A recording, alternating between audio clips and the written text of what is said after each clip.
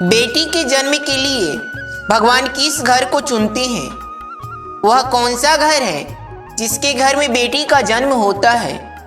मित्रों, आज भी हम ऐसे समाज में जी रहे हैं जहां केवल पुरुष को ही महत्व दिया जाता है। आज भी जब लोगों के घर में बेटी का जन्म होता है तब उनके घर के सारे सदस्यों में मायूसी छा जाती है। इसका कारण है मनुष्य की अज्ञानता। लोगों को बोझ समझते हैं, लेकिन आपको यह जानकर हैरानी होगी कि लड़की का जन्म हर किसी के घर में नहीं होता है।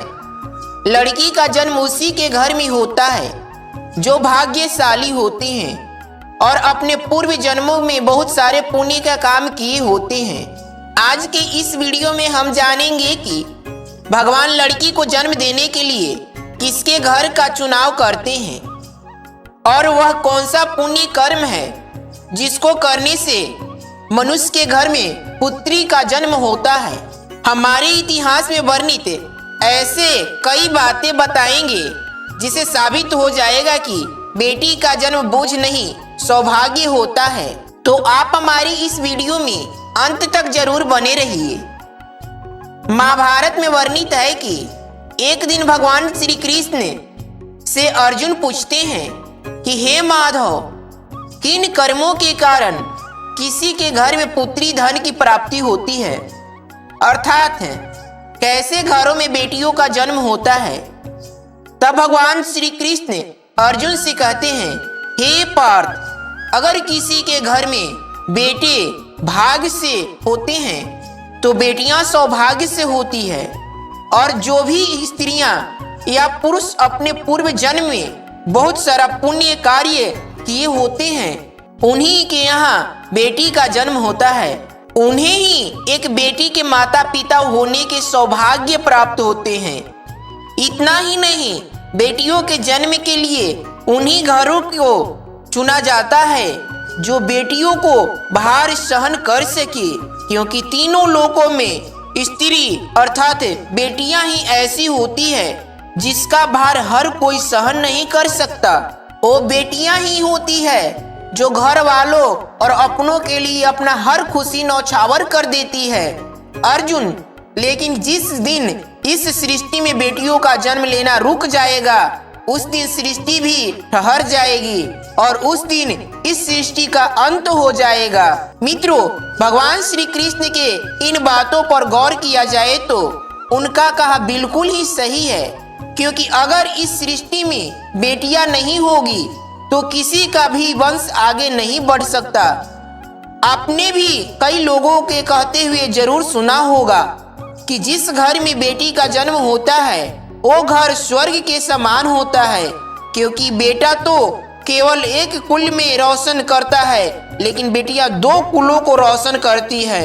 माता पिता के घर एक बेटी होने का दायित्व निभाती है तो दूसरा ससुराल में बहू के रूप में पूरी कर्तव्य का पालन करती है।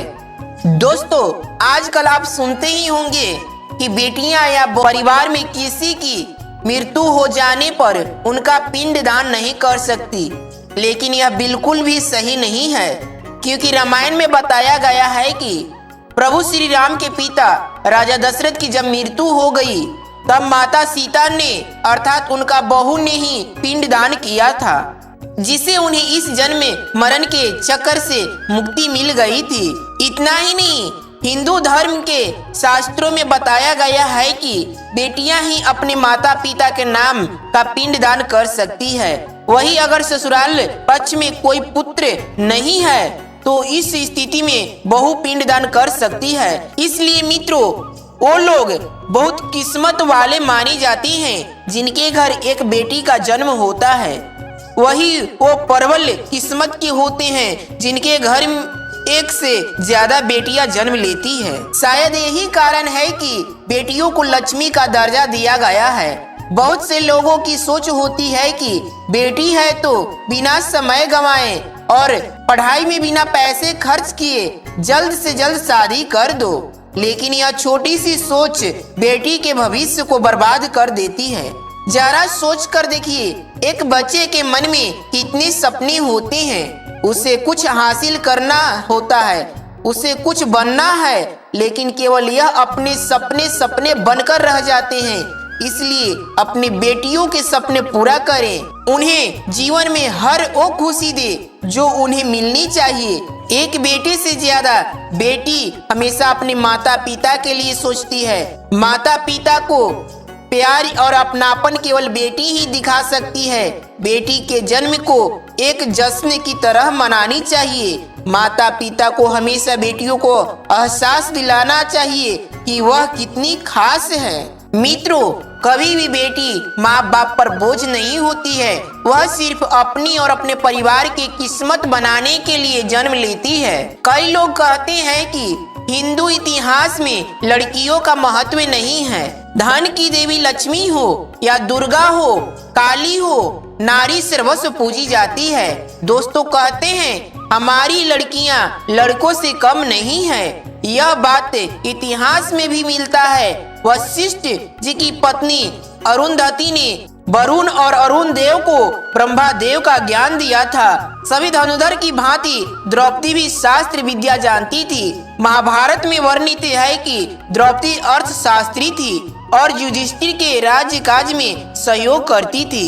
यह गलत फहमी है कि हिंदू धर्म में लड़कियों की इज्जत नहीं की जाती है। द्रौपदी के वस्त्र छूने पर पूरे कौरव मिट्टी में मिल गए और माता सीता के हरण से सोने की लंका जल गई। मित्रों, रामायण में जब भगवान शिव धनुष तोड़ते हैं तो राजा जनक दशरथ जी को विवाह के लिए बुलावा भेजते हैं।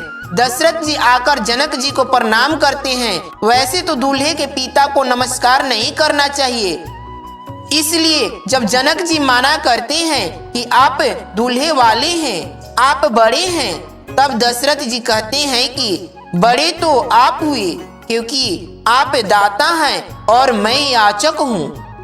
हाँ दोस्तों, लड़की के पिता को गर्व करना चाहिए, वह देने वाला है। शास्त्रों में बताया गया है कि पुत्र पिंड दान करे तभी पिता की मुक्ति मिलती है, परंतु एक लड़की के पिता जब उसे एक अच्छा वर देकर ब्याह देता है तभी उनकी 21 पीढ़ियों को मुक्ति मिल जाती है। इसलिए हमेशा अपने उस बेटी को प्यार दे जिसने आपके घर में जन्म लेकर आपको पुण्य का भागी बनाया है। मित्रों, एक कथा के अनुसार दो मित्र लंबे समय के बाद एक दूसरे से मिले।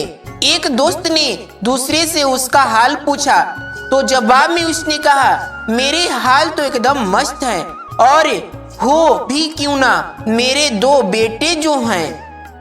तभी वह अपने दोस्त से पूछता है कि तेरे घर में कितने बच्चे हैं। दोस्त मुस्कुराते हुए खुशी के साथ बताता है कि मेरे घर में तो 2 बेटियां हैं। उसका दोस्त भगवान का शुक्रिया अदा करता हुआ कहता है, मैं धन्य हूँ, मेरे घर में बेटियां नहीं। यह बातें सुनकर दूसरे दोस्त की आंखों में आंसू आ गए। तभी उसकी बेटी पिता के मित्र से कहती है, अंकल, भगवान हमेशा धन्यवान को ही बेटी देते हैं, कभी गरीब को बेटी के रूप में माता लक्ष्मी नहीं देते। मित्रों, भगवान केवल उसी को पुत्री का सुख देते हैं जिसके अंदर पालने की सामर्थ्य होती है, जो गरीब होकर भी अपनी बेटी को पाल सकती है। स्वामी विवेकानंद वैष्णो देवी की सीढ़ियां चढ़ रहे थे। बगल में एक किसान अपनी बेटी को कंधे पर बिठाकर सीढ़ियां चढ़ा रहा था। तभी स्वामी विवेकानंद जी ने कहा, बाबा, आपको बेटी का बोझ आपको लग रहा होगा, इसको मैं उठा लेता हूँ और माता वैष्णो की दरवाजे तक ले चलता हूँ। तब किसान ने स्वामी विवेकानंद जी से कहा कि बेटी कभी बाप के कंधे पर बोझ नहीं होती। बेटी अगर बाप के कंधे पर बोझ हो तो बाहर के बोझ को हल्का कर देती है। दोस्तों, बेटी कभी धन की भूखी नहीं होती, वह सिर्फ मान और सम्मान की भूखी होती है। अब आप यह जरूर सोच रहे होंगे कि कौन से कर्म करने के बाद किसी के घर में बेटी जन्म लेती है। गरुड़ पुराण में बताया गया है कि जो मनुष्य सदा ही पुण्य करता है और दान धर्म करता है, उसी को अगले जन्म में स्त्री रत्न रूप से जन्म प्राप्त होती है। आपको कोई बेटी नहीं है तो आप किसी सगे संबंधी गरीब की बेटी को पढ़ाने में मदद कर सकते हैं। और उसके विवाह करवा सकते हैं, जिसे पूर्ण रूप से पुण्य का फल मिलता है। मित्रों, आपने जाना कि बेटी का जन्म किसके घर में होता है और कौन से कर्म करने से बेटी पैदा होती है। उम्मीद करता हूँ आपको यह जानकारी अच्छी लगी होगी। यदि वीडियो अच्छा लगा है तो कमेंट में जय श्री कृष्ण लिखें। आप सभी का धन्यवाद।